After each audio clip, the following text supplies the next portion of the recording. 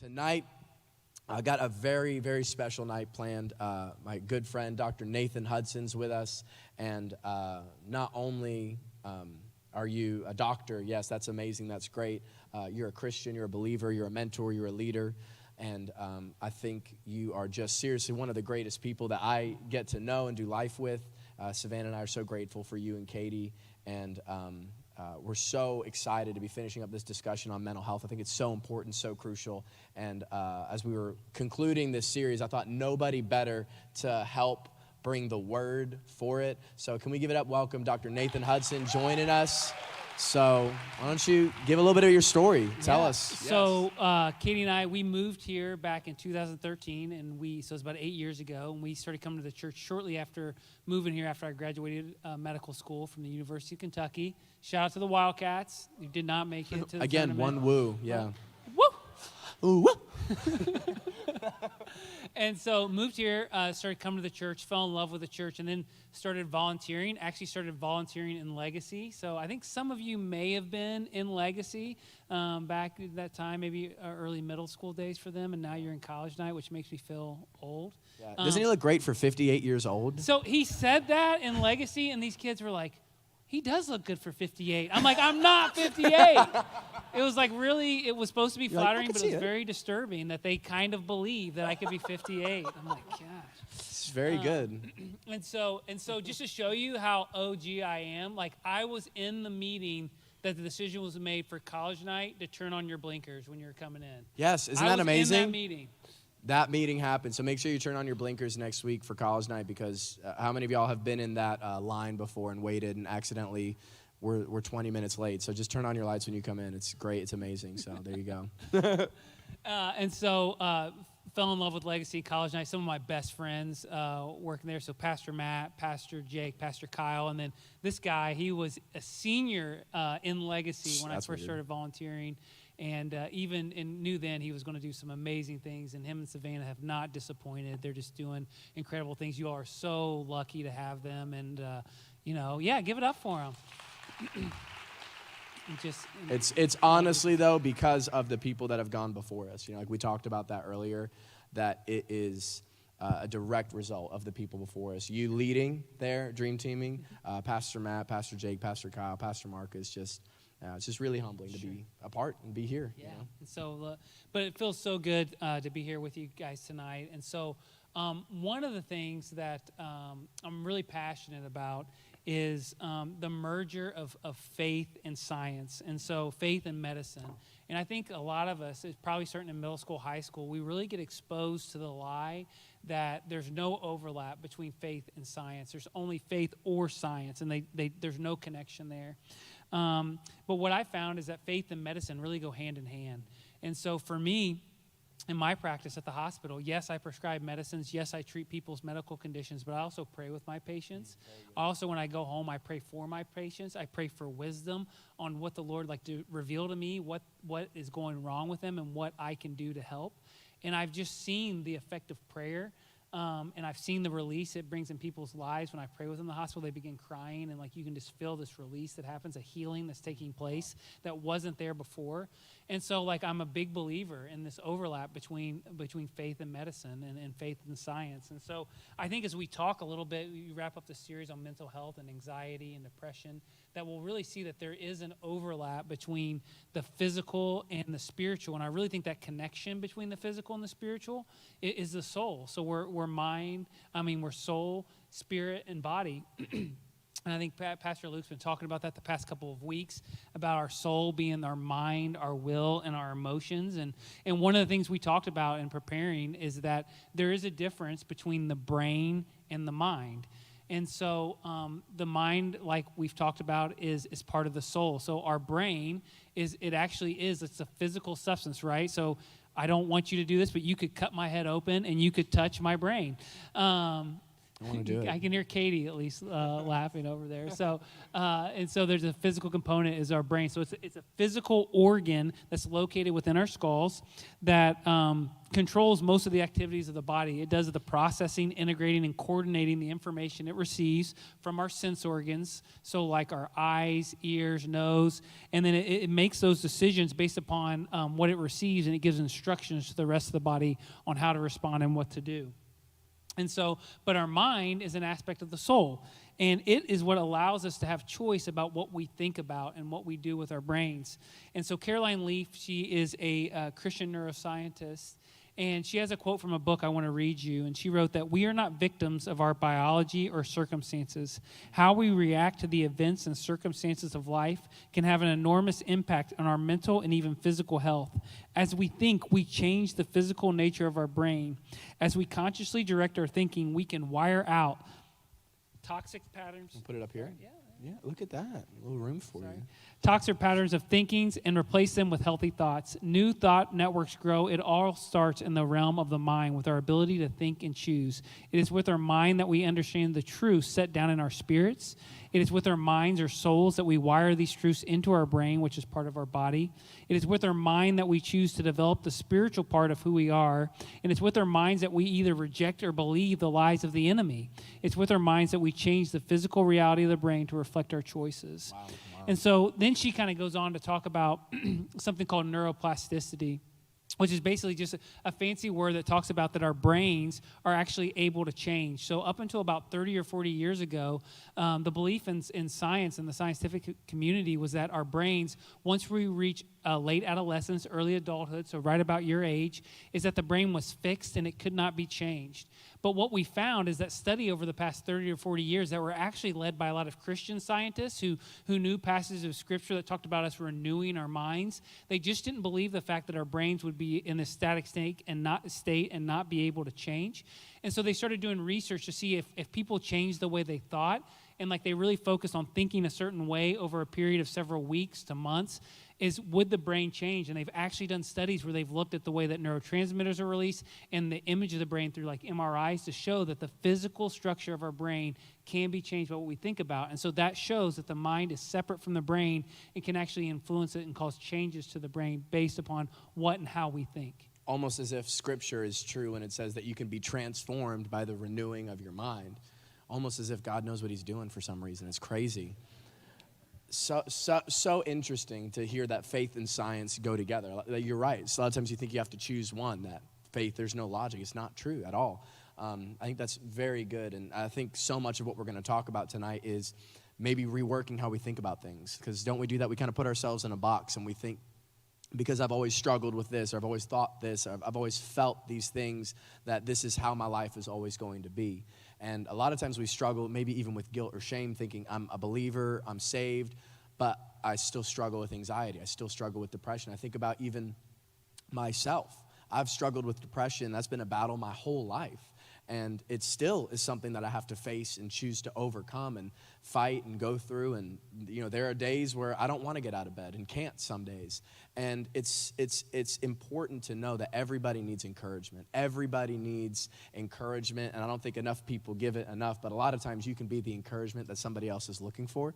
And we can find that for ourselves today. Even I look at the Scripture. The Bible's not silent on topics of anxiety, on topics of depression, on topics of stress, on topics of worry. And it's important to know that when you're faced with darkness and dark moments, that you're not alone. And we even just wanted to throw this number up on the screen. If I know that this number has saved lives.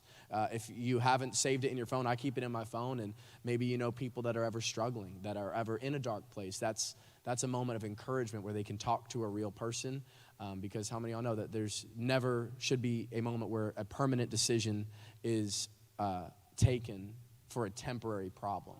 You know, that should never the case. But the Bible's not silent on these topics. Elijah, even I think about Elijah. Yeah, he's a prophet. He's a man of God. He's amazing. But he ran and hid from God in a cave because he was afraid, and he cried out. He wanted to die, and God sends an angel to talk to him and says, "Hey, you're okay. Why don't you take a nap and eat some food?" So many problems can be solved by just taking a nap and eating some food. Amen, somebody. And we kind of laugh about it, but it's so true in that, again, sometimes that, like what we're struggling with, yes, there's spiritual components that we're going to talk about, but sometimes it's a physical issue. And then, are you getting enough sleep at night? How's your diet? Are you exercising? Things that definitely have been shown to help if we can kind of get out there and do some exercise, physical activity, help release endorphins and things that help us to deal with stress. And so it is important. Are we taking care of ourselves physically in addition to taking care of ourselves spiritually? Very good. So what, in your opinion, Nate, are some signs, some causes for anxiety, for stress, and for depression that you've seen? And so I think that some of the physical things you can begin to look for that maybe you're really struggling with depression or anxiety is if you start having changes in your sleep patterns, start having a lot of difficulty going to sleep, you're waking up frequently during the night, or maybe you just find that you're sleeping all day. That's a sign that you may be struggling. If you lose interest in activities that you previously enjoyed doing, you begin to feel excessive guilt for maybe things that you haven't even done wrong. You start having loss of energy. And maybe you notice that your concentration has just really been affected negatively. And then I think that there are other very physical manifestations of stress, especially like if you're having like panic attacks, to where you can start to notice that maybe sweating of your palms, headaches, chest pain, shortness of breath. People come to the hospital and think they're having heart attacks, and it turns out they're having panic attacks. And so these, they are emotional and I think mental issues that can definitely manifest physically. What do you think causes those physical manifestations of something that starts in your mind? Yeah. And so I think we have a picture of it, but there's something in our brains that it's called the reticular activating system. So if you look, it's the lower part of our brain. So the top part of the brain is called the cerebral cortex, and that's where like the thinking and processing of information occurs. So that lower area is the brainstem. And you can see it gets information that comes from like the eye, and then it triggers it to the rest of the body. But it sends it out response without even you being able to consciously be aware of it initially. So for example, let's say I had a brick and I threw it at Luke's face, which I would not do that. I know this kind of seemed like you'd want. This is his money maker. I don't want to. I don't want to disturb that. I know Savannah doesn't want me messing with that. She married me for my looks, so please don't do that. God help her. I thought it was the money, but oh, it definitely ain't that. So She's in trouble. So if I threw a brick at him, so your response, you would move without even thinking about it, right? And then only after the fact would you be like, Nate just threw a brick at me. And so then you're processing the information, but you move without even thinking about it. And so that's the result. And what it triggers is the fight or flight response. I think you guys have probably all heard of that. And so this activating system, it's a gift from God, and it can save our lives, right? If a bear is chasing us, I want that adrenaline to get pumping to give me that mama strength of lifting the car off the trap kid. Yes, and so you want that surge of adrenaline in the right moment. But the problem becomes we start to see everyday circumstances as threats to us. And so maybe it's a financial difficulty, maybe it's a relational issue or a social anxiety, or maybe it's something going on with school. And so then we start to see these threats everywhere throughout our day. And whereas maybe like in the past, 100 years ago, it only got activated once a month when you were out in the woods hunting, like all of a sudden it would get triggered. Now we're getting triggered multiple times a day by all these different things. And like what was designed to only be initially turned on and then off, it's staying on. And so it's leading to chronic states of anxiety. And what that's doing is we have chronic adrenaline and stress hormones like cortisol coursing through our bodies, and it's not good for us physically. And so because of that, it can also lead to neurochemical imbalances. And so what can happen if it's over time, it happens for a long period of time, it can cause the physical changes of the brain that we talked about that can be for good things, can lead to negative changes in our brain.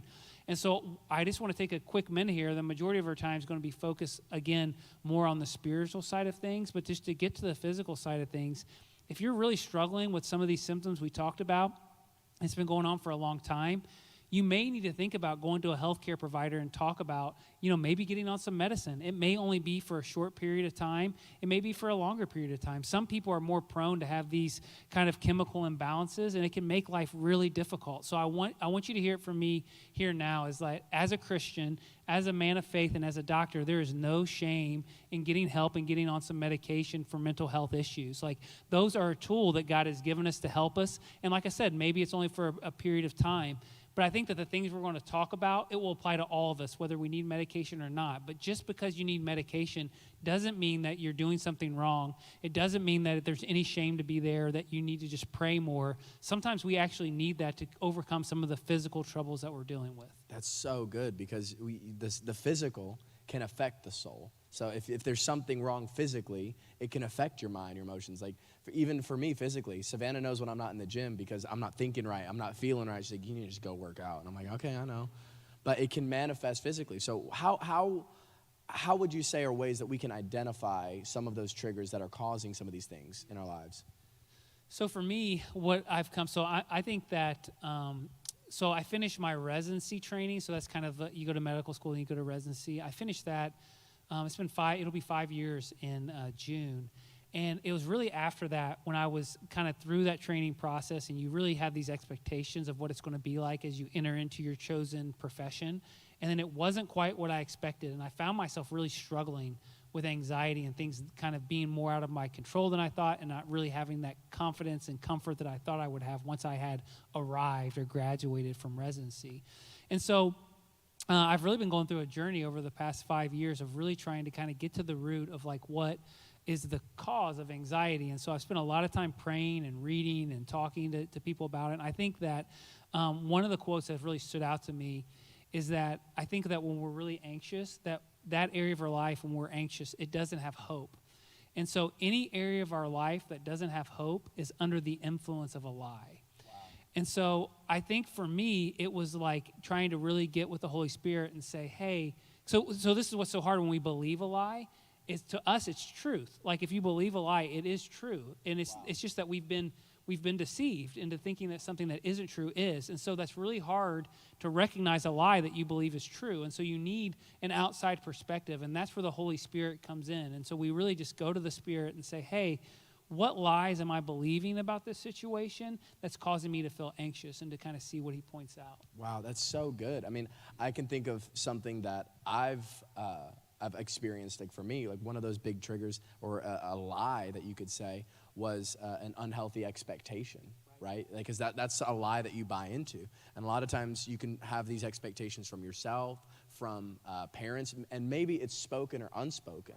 Like growing up, and this is something I didn't realize until I was out of high school, but in middle school and high school, I played baseball, but my dad loves baseball. Like we're from New York, so he could tell you every Yankee player that's ever been playing for the team ever in existence. Like he lives and breathes baseball. So I wanted to do good. But when I played baseball, I didn't just want to do good, I had to do good. And when I lost or when I wasn't performing well, I felt like a failure. And I realized that I somehow made a connection, my mind somehow made a connection between playing good and winning my dad's approval. And that if I didn't play well, I somehow wasn't making my dad proud. And my dad would tell me to this day, that's the stupidest thing I've ever heard. I love you, you could suck and I'd still be proud. But that's something that I impose. That's an unhealthy expectation that I put on myself, and I saw that bleed over into so many other areas of my life. I have to be successful. I have to do this, and if I'm not, then I'm a failure, or letting people down. And I think that's a perfect example, again, of, well, you're like, well, how is that a lie? Well, so I think it's good that you wanted to please your dad. Like, I think there's something in us that the Lord's planned us, that we should honor our parents, right? So this is a good thing that the Lord has given us. But what does the enemy do? The enemy doesn't create, because he's not able to create. God's the creator. What the enemy does is distort.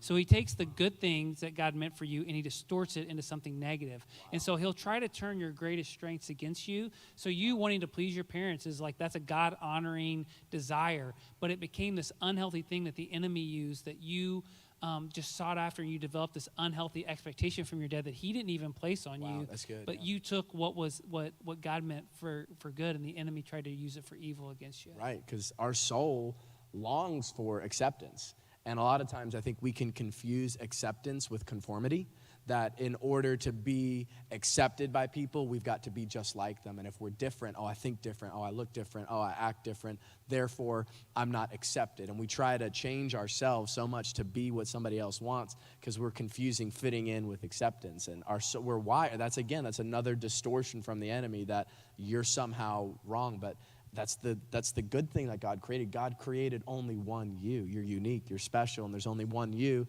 that's purposed to live the life that he's called you to live. But the enemy would want you to think that's somehow a bad thing because you don't fit in. It's so true. It's a lie. And I think it kind of leads us, what's kind of connected, another point, these two, is really being concerned with how other people perceive you and then comparison. And I think that those lend the way to, maybe talking a little bit about social media. I think social media has become a major cause of anxiety for us, and we're not even aware of it. Right. It's the easiest, I heard this quote, the easiest way to lose joy in your life, compare yourself to somebody else's. It's the easiest way to not be happy about your life. Look at someone else's and say, I should be having that. And that's what social media is, right? I mean, come on, we've all been there. You're scrolling through social media, you're like, wow, really glad you're on vacation. Again, glad you're tan. Awesome. And what do? We're running our everyday life up against somebody else's highlight reel. And then you put your phone away and you're somehow like upset and you're sad. Yeah, if you walk away from social media and you feel less than about yourself, that's probably an unhealthy thing right there. That's probably triggering something, some anxiety or depression or stress in your own life. Yeah. No, that's perfect. Because I think that you hit the nail on the head. So it's one thing, I think social media can be a positive thing. I think it's a way for us to spread word about like Seven Hills. I think it's a way for us to connect with other people. And at Seven Hills. There you go. That's for you, social media team. But I think it can be a positive thing, but if you are where you're walking away and you feel worse about yourself, I think that's a sign that maybe you should hit the pause button and maybe take a little break from social media because that's not healthy and that's not good. Right, very good. I think another trigger, another common lie we can buy into is just media and entertainment in general. You get on, news is just bad news. There's no good news on the news. And so like I actually had to turn the Apple News alert off on my phone, and I had to figure out how to get to quit sending me emails about it too. And so like they were constantly, and I realized we're being constantly bombarded by bad news, and the media realizes that it's bad news that sells because for us, we have this thing in us that thinks that if we, like, knowledge is power, and if we somehow know about all these bad things, it will protect us, when all it's really doing is shaping our brain to just expect bad things to happen. Wow. So think 100 years ago, people only knew about the negative things and the sad things and the tragedies that happen in their hometowns. Now we know about everything that happens in the country and around the world. And I just think we weren't designed to think about all these negative things all the time. And so we have to be very conscious about who we're letting speak into our lives, and not just with the news media, but also with just like entertainment. So like I think a perfect example of this is, let's say that we're gonna go watch a movie together. Okay, I pick out the movie, you haven't heard of it, I put it on the screen. What's it rated? It is rated PG. 13. Maybe 13 for college night, but we'll have to skip a few scenes if it's PG-13. That's what we do in the Hudson household. Katie runs a tight ship. And so, but anyway, so let's say that the movie, it comes up, and it's Christmas time, okay? The snow is falling. You see all the Christmas lights, and there's this beautiful family. They're driving down the road. They're coming back from grandma's house. Their mom and dad are in the front seat, 2 little kids with a puppy in the back. They're singing Christmas carols, and they're going home. And then what happens next? Just shout it out.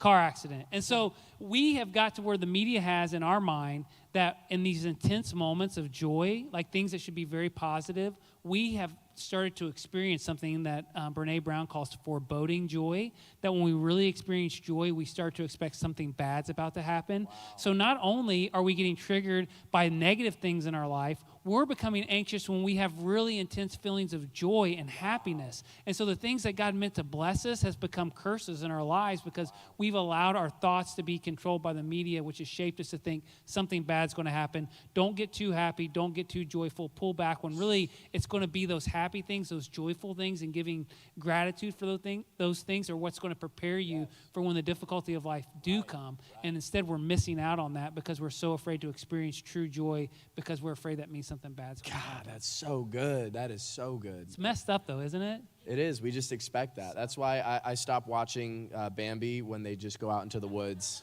Yeah, it's just cut it off ending. right there. It was that was good. Great movie. It was only 10 minutes, but that was good. Great movie. Katie loves the first 5 minutes of every horror movie, and then she makes us turn it off. So it's the first 5 minutes. Aw, a bunch of friends go on a this is so vacation together good. in a log Okay. cabin in the woods. And now there's a clown. All right, it's off. Done. So, God, that's funny. But I think you kind of mentioned something else too, like when you're in those, when you experience joy, you're afraid of something happening, and really that's kind of like a loss of control. Is what you're afraid of, is that you don't have control over what's next. And really, you could say that that's vulnerability. That could be another trigger. Yeah, I think for me, I realize that vulnerability is probably the biggest trigger of anxiety in my own life. And so it's that feeling of not being in control. And so very much with my job, there was things that, I would try to do the right medicines, to try to do the right treatment. But in the end, I realized that I didn't really have control over who got better and who got worse. And sometimes it would seem like it was almost random, and I wouldn't understand like what happened there. And so that became very unnerving. And so the more I felt that, the more I tried to kind of control situations, but recognize that in the end, I was not the one in control, and that was unnerving, and that kind of birthed more anxiety in me as I became aware of that. What are some responses that you've seen people have to vulnerability? And so I think it comes down to really, there's really two responses. I think one is that you try to numb. So you don't want to, when you feel that uncomfortable feeling of being vulnerable, you try to find ways to numb and to not feel it. And two is that you try to be in complete control, to where you, even if you don't have control, you feel like you do, and that gives rise to perfectionism. So I really think the two responses are numbing or perfectionism. I've seen so many substance abuse issues, things that have gone out of control, really because of that, because it comes from a place of just trying to numb. I think about, again, when I was young and reckless, the times that were most dark for me were the times when I was drinking the most and trying to get high the most, because I was just trying to numb pain. I was just trying to numb. But the thing is with numbing pain, you're not just numbing the pain, you're numbing the joy in your life too. You're numbing everything. And then you need more and more and more, and the drink's not enough, the drug's not enough. You need more and more and more, because you're just becoming more and more numb. And it doesn't even have to be drinking and smoking. Those are just examples that, I experienced. I think that other things that we think about, for me, it's donuts is a big one that I tend to numb. I mean, honestly, though, Yeah. sugar, how many of you all have done the fast with us here at Seven Hills? Have you guys done the fast? I mean, it's like demons are coming out of me during the fast. And, I consider myself, a pretty good dude. But, when all of a sudden I don't have, that sugar when I get home to look forward to at the end of the day, you kind of lose those comforts. And, what we realize. Katie's scared when you don't have sugar. And so when we don't have these comforts, we can become very irritable. And that's why fasting's so important, is it causes us to recognize, what is it that we've become dependent on outside of God for us to kind of numb and to deal with the pain that's in our life, just the daily pain, the day-to-day things that we deal with. And so that's one of the ways we numb. I think that, video games, entertainment, Netflix, binging Netflix forever when we just need to go to sleep, because we're afraid to go to sleep at night because of the thoughts that may come in. And so we're afraid to lay there in our beds and try to get good sleep. We have to watch something until we pass out, because we don't want to be alone with our thoughts. I think that gossip, I think social media, of just kind of mindlessly scrolling at the end of the day, because we don't want to take the time to think about what's really bothering us. So I think there's a lot of ways that we numb. And I think, again, sometimes it can be hard to see that, and that's where the Holy Spirit comes in to kind of ask, how is it that I'm numbing and not really leaning into you in this uncomfortable situation? Wow, so true. And then the second thing, you said you try to control. You try to numb, or you try to control. Yeah, and so perfectionism. And so it's definitely something I realized. So I'm an Enneagram 1. Are there any more Enneagram 1s in here? Any? We got a couple. Yes. Okay. Yeah. And so they call the Enneagram 1 the perfectionist, but I think that all the types of Enneagrams can struggle with this. And so Brene Brown, again, who I was talking about earlier, she's actually a shame researcher. She does some really interesting work, but she just says that perfectionism is the belief that if we do things perfectly and look perfect, we can minimize or avoid the pain of blame, judgment, or shame. Wow. And so I think that what happens, though, is what we don't realize is, so I think that we believe that perfectionism will protect us. If I do things perfectly, then people will see me as perfect, and I won't have to deal with their judgment, and I won't have to deal with their blame, I won't have to do the shame of not being enough. If I can just do things perfectly. The problem is that it is doomed to failure from the start, and really it becomes an addiction. So hear me out on why. So one, we've already talked about how it's doomed for failure. One, because perfectionism is really more about how others perceive you than really about what you're doing. So you're worried about how you're perceived. and you have no control over how someone perceives you. So that's one thing that's doomed to fail, is that no matter if you do things perfectly, someone may think that you're not. And then the second thing is you're not going to do things perfectly because you're human and you're not Jesus Christ. And because of that, you're going to make mistakes. And I'm not even talking about like moral failures. I'm talking about like, forgetting to look behind you when you're backing up because you're used to having the camera and now you're using a car that doesn't, and you run into like the shopping cart at Kroger's. And like that's the kind of things like that you can feel, and you can just be like such a negative dialogue, like, you stupid idiot. I can't believe you did that. And so I think that these are the things that can happen. And so what happens is, so once we do something stupid, and we begin to instead of just giving ourselves like grace, we are just so hard on ourselves, and we're like, you stupid idiot. And so what do? We're like, I'm going to try I hate the way this feels. And so because of that, I'm going to try even harder next time to not mess up. Wow. And so we crave it like a drug. We need more of it. So we try to become even more perfect. Wow. And again, we fail again and we stumble, and it becomes this self-destructive lifestyle where in the end, we're just miserable trying to live to the standard we can never achieve. And we really don't experience the joys of life because we're so consumed with trying to be perfect. Wow, my gosh, that perfectionism is a form of addiction. That is gold. It's true. And I think, you said this earlier, we do our best, right, but we don't trust our best, right? Because we're not going to be perfect. Our spirit, that's our God awareness. We're saved. That's set apart. That's decided. Our body is what gives us world awareness. Will be perfect one day in heaven. Praise God, somebody. But our soul, the Bible teaches, is in the process of sanctification, and that it one day will be saved. So every day, we're going to wake up and not be perfect. Every day, your mind's not going to be right. Your emotions are not going to be right. You're going to make wrong choices. And maybe it's just a stupid choice like that, but it's important to give yourself grace. Give yourself a break. We're so hard on ourselves. And so, and I think that phrase is, we do our best, but we do not trust our best. I think that really has helped me because Jesus talked about, he says that, come to me, all you who are weary and heavy laden, and I will give you rest. And it talks about take my yoke upon you is what he said. So a yoke was an instrument for work, but he's talking about rest. And so Jesus is like, hey, I need you to rest up. We're going to work from a place of rest instead of a place of striving. That's good. And that's what perfectionism is. It's striving. It's you trying to do it all. And Jesus is like, that's not going to work. Come alongside me. Let me show you how to rest, and then we're going to get to work. And so that has helped me. And so that's one of the ways, the secret of the easy yoke is releasing yourself of outcomes. You don't control outcomes. You control effort. So grace is not opposed to effort. Grace is opposed to earning. So let me clarify that. So grace, effort is an action. That's something we do. Grace isn't opposed to that. It's opposed to the attitude of I earned this outcome. Wow. And so because of that, we need more grace in our life that will enable us to do more, but it's going to come from a place of rest and acceptance in Jesus, not from a place of striving. That's so good, man. So good.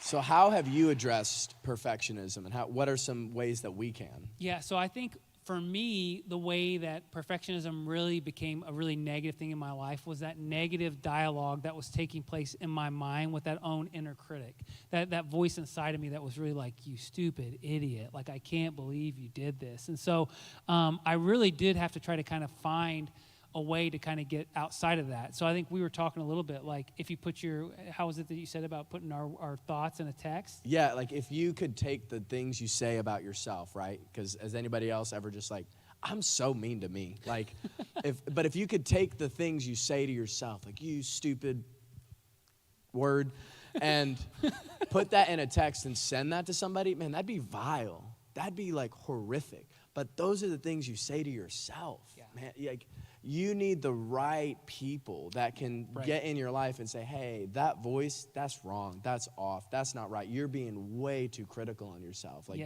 you're being so mean to yourself. And I think what's hard for a perfectionist when we're struggling with perfectionism is there's this part of us, and the inner voice will tell you this, is that that the reason you have achieved success and you've been able to do the things you've done is because of that voice. It's that voice that has pushed you to succeed. It's that voice that, so you're afraid that if you don't listen to that, if you turn that critic off, you're going to lose your drive and your hustle to really achieve the goals that God has for you. And so you think, I need this voice to get me to where God wants me to be. So I think the first thing is to recognize that that's not true. And again, the enemy is taking something good, your desire to do what God wants, and he's distorting it, trying to get you to believe the lie that it's all dependent upon you and that inner critic that's going to push you. And so you should be listening to this negative voice.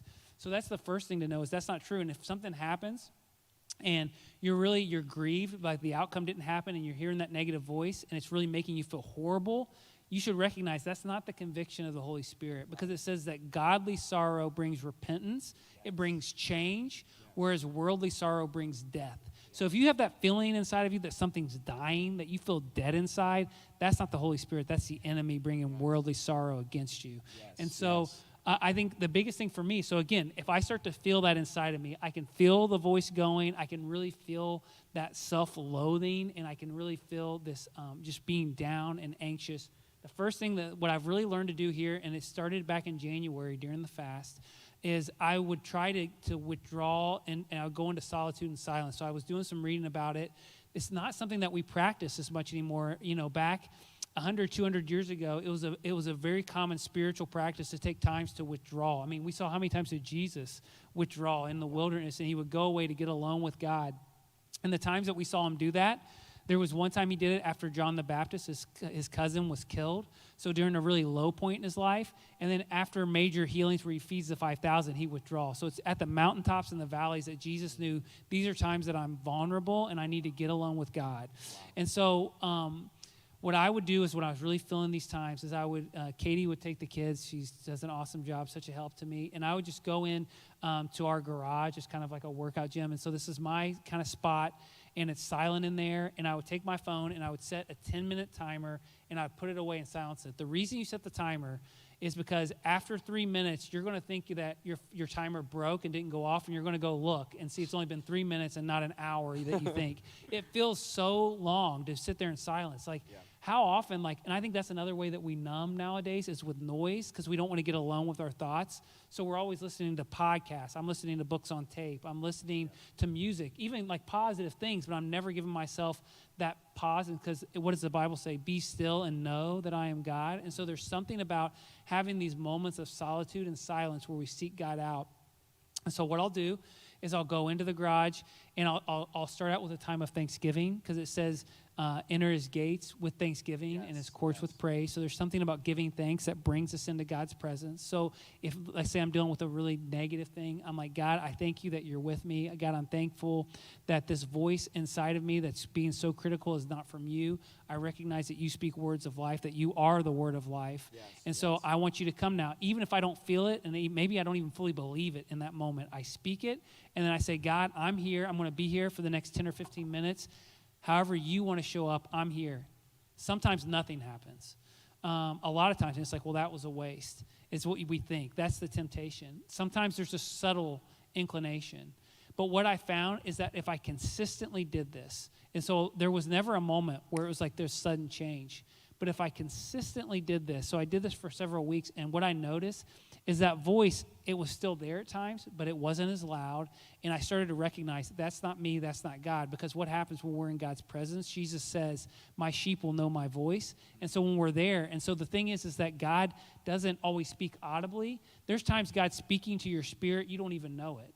And so it says, there's a verse in Psalms that I love that says that God gives to his beloved even in sleep. And so one of the things that I've been doing at night is just believing, God, I believe you're going to deposit truths in my spirit tonight. I may not wake up and realize them. It may not be through having dreams and visions, but I believe that you're depositing truth in my spirit that I will need for the weeks coming up ahead. And so that's what that time in solitude does with God. And so I just say, hey, God, this is your time. However you want to show up, I'm here, and I'm going to be here. And then at the close of it, whether I feel anything or not, I believe in faith that whatever happened there's going to be a difference. And I have seen with time, it's taken weeks, maybe even months, and it's been gradual, but a change has happened because he is faithful who's promised to be there for us. So good. And you got to, in those times, yeah. I love how you said you got to be thankful, even in those times. I was reminded of what Paul said in his second letter to the church in Corinth, that he's going through all these things, and he cries out to God in 12, verse 8, he said, concerning all these things, I pleaded with God 3 different times that it might depart from me, that this might be taken from me. But God said, my grace is sufficient for you, for my strength is made perfect in my weakness. Then he goes on to say, well, guess what? Then I'm going to boast in my weaknesses. If I got things I'm struggling with, I'm going to be happy because guess what? That just is an opportunity. You're setting God up to do his best work because his strength is made perfect in your weakness, in your struggle. That's where God does his best work. Yes. So you got to be thankful. That's a good word. Even in those times, it's hard, but Jesus knew that. Yeah. And I think, like you said, to silence that own inner critic, you got to have the right voices in your life. So time with the Lord, time with him, time like being here in church, you know, hearing this amazing preaching from, I'm kidding, that was a joke. It was humble. That was humble, very humble. Humility. No, I say the Sundays, man, being here on Sundays, hearing that preaching, my gosh, Pastor Marcus is my favorite preacher in the nation right now. Hands down. And right now. Right now, like it might change next week. I like that you're setting the standard for him. You're just throwing it out there. No, he is. He's the man. I listen to him every week, and I'll go back and listen to his old stuff. Yeah. And I'll just throw it on because I'm like, it's good because I need it. I need that. You need close friendships. I need the right relationships, you know? Like we were just talking about the power of that, being around the right people. And so a couple weeks ago, there was a situation that came up with work. It was a patient who had a bad outcome, and I was just really upset. I was upset for the family and for what they had gone through, and like I'd become really close with them, and so I was grieving, but I was also like really saying, what could I have done differently? Should I have done this? Should I have done that? Oh, you stupid idiot! And like it was just going down this negative spiral. But what I've learned recently is that there's something about being around the right relationship. So I sent a text out, and I was like, anybody feel like hitting the gym? And so actually, Jake Coleman and Luke, and we hit the gym on a Saturday. And honestly, we didn't spend a whole lot of time talking about the stuff from work. We touched on it. I kind of just threw it out there about what I was dealing with and why I wanted to work out. But just being with them, it pulled me out of that echo chamber that was kind of going on in my own head and kind of brought me back to reality because like it was just like so loud, and I just felt like this is true, but just being with them and kind of being grounded and having conversations with people made me realize that what I was thinking and believing in that moment, even though it felt very real to me when it was just me alone, by getting out, it lost its power, and it didn't have the control over me after being with people and just having like some fun and goofing off like we do at the gym. It didn't get so good. I would like to say it got spiritual, but I don't think it didn't. It got spiritual when I beat you in that workout, but he finally won one. He was crying out to God, and he heard his prayer. I called, he answered, he came to my rescue. It was beautiful. You shared such a cool story of encouragement that Katie was able to give you. And again, the importance, we preach it all the time, of getting the right spouse, the right person. You can meet that person at church, but I thought this was so cool. And I know that's why a lot of y'all are here tonight. I know it. If you're single, raise your hand and lock eyes. I'm kidding. Don't do that. We'll get in the prayer circles and hold hands at the end of service, and you get next to who you're eyeballing. But no. So with Katie, so again, it was a similar, and it may have actually been the same situation. It kept kind of coming up at different times, and so this was actually even before that. And so I've been struggling for a few days now. Like this wasn't one. Thankfully, with that time with Luke and them, it was only a couple hours, and I'm starting to recognize how to get out of it. This was several days worth at this point that I was really struggling. And I was talking with Katie about it, and she just asked a few simple questions that really seemed to break the stronghold that I was wrestling with. And so she said, like, in that particular situation, she's like, if you could have knowingly done something that would have made things different, would have made things better for that patient, would you have done it? I was like, absolutely. She's like, that shows that your whole heart was into serving them and that it wasn't a matter that you weren't giving your full effort. And she's like, if you'd have known that you could have made a difference, that if you'd have stayed all night at the hospital, would you have done it? I was like, yes. She's like, that shows that you were fully committed and like you were giving your best effort. And so in the end, that's where we come back to where the secret to the easy yoke is not judging ourselves based upon our outcomes. I think that's normal, and that's the way that the world judges people and their performance in their jobs. But in the end, we can't hold ourselves to that standard because that's not what Jesus told us to do. Right. He said, take your yoke upon you. And so, like, he's the one who's carrying the yoke. He's the one who carries the performance and the outcomes. We're just there serving and say, Jesus, I'll do my best, but I don't trust my best because I trust you. So good, so good. And I think even as you were saying those things, it's okay. As we close down, we're not going to take much longer, but as we're closing, I think it's important to know that it's okay to mourn. You know, it's okay to grieve. It is okay to be disappointed. I would even say it like this is kind of a controversial statement, but it's okay to be mad at God as long as you're still going to him and talking about it. You know, it's okay to be upset and disappointed as long as you're still going. There are times where I'll go to God and I'm saying, God, I'm just so upset. I don't even know what to say. I talked to a young lady this past week, and she was mourning the 3-year anniversary of her mom's death because of an overdose. And she's like, I want to be motivated. And I'm like, it's okay to grieve. It's okay to mourn. It's okay to just be upset. There's a season for it, you know? Yeah, and I think that a lot of times that we think that anxiety, fear, and mourning or sadness, they're all the same thing. And so, but the Bible tells us time and time again, do not be anxious, do not be fearful. But Jesus says, blessed or happy are those who mourn, for they will be comforted. And that Greek word comforted, it actually deals with the person who's doing the comforting will be near. And what Jesus is saying is like in those moments when you come to me with your sadness and even your frustration and your anger, like I will be near.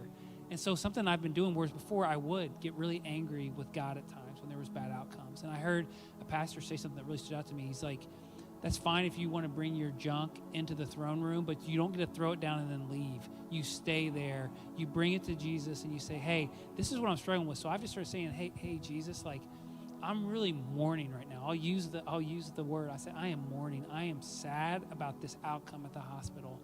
I'm sad, like I'm going through the loss of like I was close to this patient and things didn't come out. I'm questioning myself. I feel like I'm losing time because I'm sad right now at home. I'm losing time with my family. I'm mourning that. I'm mourning for what the patient's families are going through. And so, but then I say, but like, even though I'm sad right now, like I do believe in faith because you have promised and you're faithful and you said that you will comfort. So I believe that you will comfort me. You will comfort my family. You will comfort the patient. You will comfort their family. And so I am surrendering control of this situation to you because it needs a divine touch of your healing and your comfort. And I'm giving that over to you and I'm releasing that burden to you. So good. So, you know, maybe you're here tonight and you would say, you know, I identify with some of those struggles. You know, I've got some stress, some worry, some anxiety, depression in my life. What are my next steps? What do I do next? You know, I think you talked about it. You know, sometimes it does require seeing a medical physician. And I think a lot of the times we can find the answers. It's in our soul, right? And it bleeds out and it affects our physical well-being. And I'm reminded of this story in the book of John. It's my favorite of the Gospels. I love John. And I love Jesus because I kind of call this the offensive question that Jesus asks. And in John chapter 5, there's a man who's been paralyzed for 38 years. For 38 years, this man can't walk. 38 years, he's got to be carried everywhere he wants to go. 38 years, he can't do anything. He's crying out for people. And he said, there's no one to take me into the pool. There's no one to do this. I don't have anybody. And he's completely hopeless. And Jesus walks onto the scene and asks this offensive question.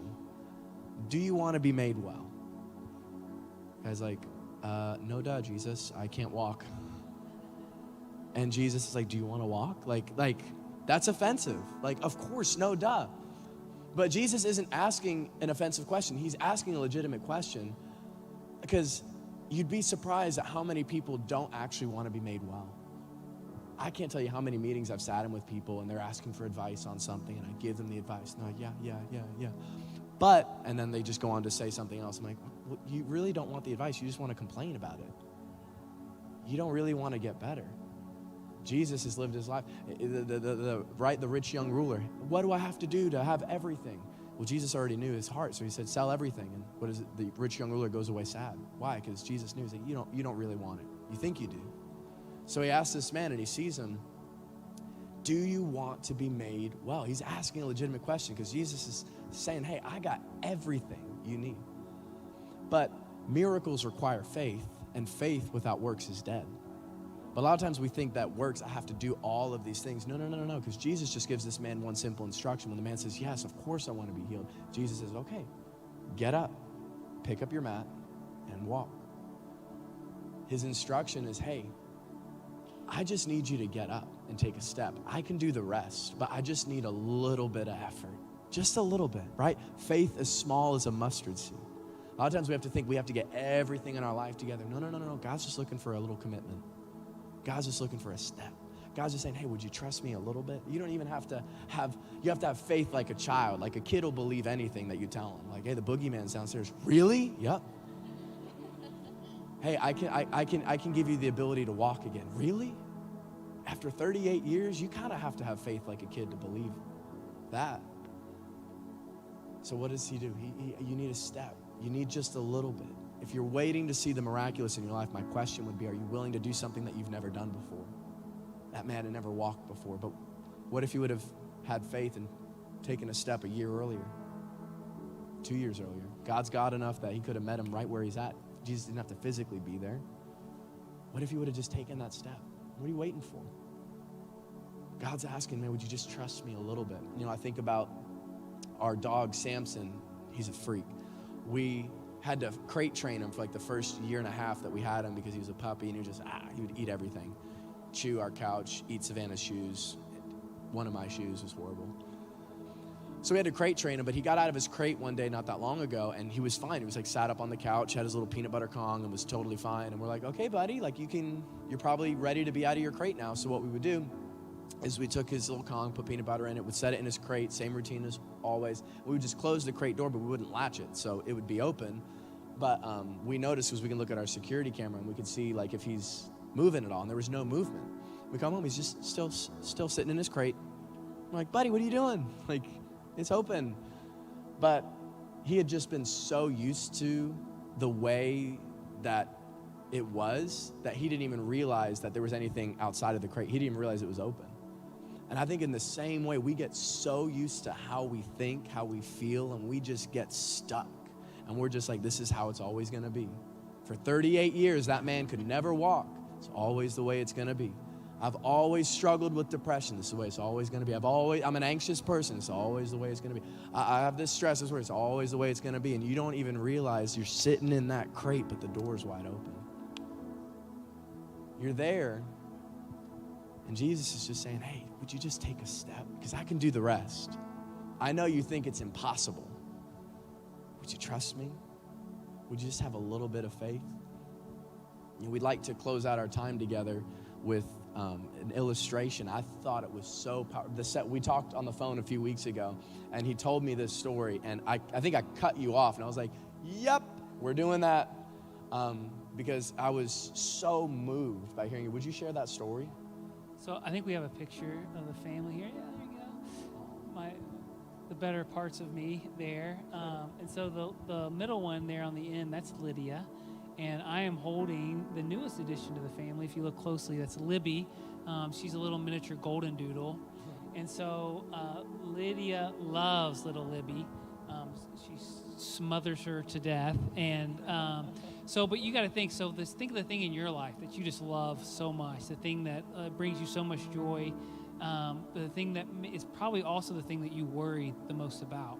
And so for her, she just gets so terrified because Libby's running around getting into everything. We don't know where she is. There was one time we thought she was maybe chewing on a razor, and so that caused all kinds of angst. It's a whole nother story. But so now Lydia, we found, is she's always saying, where's Libby? Where's Libby? Where's Libby? If she doesn't see her, it was becoming clear she was becoming very anxious about this. And so you may think, oh, it's kind of cute, this little 7-year-old, but that's anxious about this puppy. But the thing is that we realized that anxiety is from the enemy. We believe that there's a gifting on Lydia's life, on all of our kids' lives, and the enemy does not care that she's 7 years old. They're planting the seed of anxiety, hoping that it grows into something destructive and ugly and that will destroy her life and will hold her back from really achieving the things that he has for her. And so I wonder if there's even something in your life that maybe started out, it was a little bit kind of cute that you were kind of worried about, and maybe it was just a small thing, and now it's grown, and you can feel it growing even more, and there's just something that you feel like is now starting to take control of your life. And so we didn't want that for Lydia. And so we came up with something called the God Box. And so it was a sermon illustration we had heard that basically what we do is we made this shoe box, and we wrote God on it, and we call it the God Box. And so what Lydia has to do, so when she started to worry about Libby, we said, all right, I want you to write down what you're worried about. She's like, I'm worried about something happening to Libby. And so she writes it down. And then we say, okay, you're going to take it, and now you're going to put it in the God box. And so, because what do we do as Christians? We're wanting, this is her just picking up her mat, right? It's a physical act of obedience that'll lead to spiritual breakthrough. That's what we believe. And so that's what Jesus was doing. He was putting his faith into action. So that's what we wanted her to do, is put her faith into action. Because what do we do as Christians when we have something we're worried about, we're stressed about? We say, God, I'm praying. I want you to intervene. I'm giving this to you. And 5 minutes goes by, and the situation hasn't changed, and we start to panic. And we're like, God, you're not doing what I thought you were going to do. And we take it back, and we said, I'm going to figure this out on my own. And we begin to worry. We fret. We lay there at night. We can't sleep. We're waking up. It's the first thing we think about in the morning, and we're miserable. And we're like, but I've got to control this. And so we wanted her to realize that's what she was doing. So she would put it in the God box. And then 5 minutes later, she said, where's Libby? What's happening with Libby? And we said, all right, you got to go back to the God box, because now you are worrying about it. You're taking it out of God's hands. So we want you to reach into the God box and take it out of his hands. She said, I don't want to take it out of God's hands. She's like, that's not good. That's not good. And we're like, no, it's not. And that when you're worrying, that's what you're doing. You're taking it out of God's hand, and it's doing something negative in your life, and he wants so much more for you. He wants to carry that burden for you. He doesn't want you to be weighed down. You're joyful, you love life, and you're getting held back by this anxiety because you are taking something that you weren't supposed to carry, and you're taking it out of God's hands. So anytime she wants to worry about it, she has to go to the God box and realize she reaches in. And to be honest, while I haven't actually made my own God box, I have found it in my head that I say, you know what, I'm really worrying about this, and like, it's not right. I'm going to put it in there. And if I begin to worry, I realize I'm pulling it out of the God box. And I just said, I'm not going to do that. Wow. And we thought, what better way to end our time together? So we, on every table, we put little pieces of paper and pens. And I know it might seem kind of childish, but I don't think it is at all. The faith of the child. We do need the faith of a child.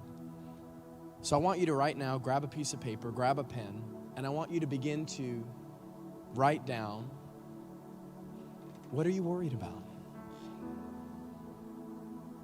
What are you worried about? What are you stressed about? What do you lose sleep over at night? I want you to write those things down.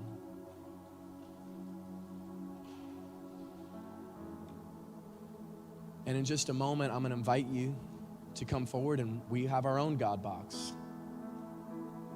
And I'm going to invite you, we're going to go into a time of worship, but I'm going to invite you to come forward and drop it into the God box and take just a few moments and worship. And what you're doing is, it's a physical act of obedience representing a spiritual release, saying, God, right now I'm in control of this thing. This is me saying it's in my hands, it's in my control. But what I'm doing is I'm going to put it in the God box at the altar. I'm going to leave it at the altar. What is an altar if not a place of freedom, of release? And that's what we want to do. We want you to take that thing you're worried about, that you're stressing over. You're going to put it in God's hands. Let's spend just a few moments in worship together. The team's going to lead us in some worship. And what I want to do is end the night saying, God, I'm surrendering it to you. That I do not have control over it. The lie is thinking that we have control in the first place. And there's a beautiful release that happens when you say, God, I'm surrendering to you what's already yours. I'm believing that you're working things together for my good and your glory. And I'm acknowledging the truth that I already have victory. You've already won. He's already beaten death. He's already beaten hell. He's already beaten sin and shame. So why are you allowing that to control you? God would be asking you tonight, do you want to be made well? Would you just trust me? Would you just take a step, a moment? So right now I'm going to invite you. We're going to worship together. And I'm going to invite you, as you write those things down, come and put it in the God box. Give it control. Give the control back to God. Release that from you. Let's spend a little bit of time and worship together. Jesus, we worship you. Sing when I lift my voice and shout, every wall comes crashing down. I have the authority Jesus has given me. When I open up my mouth, miracles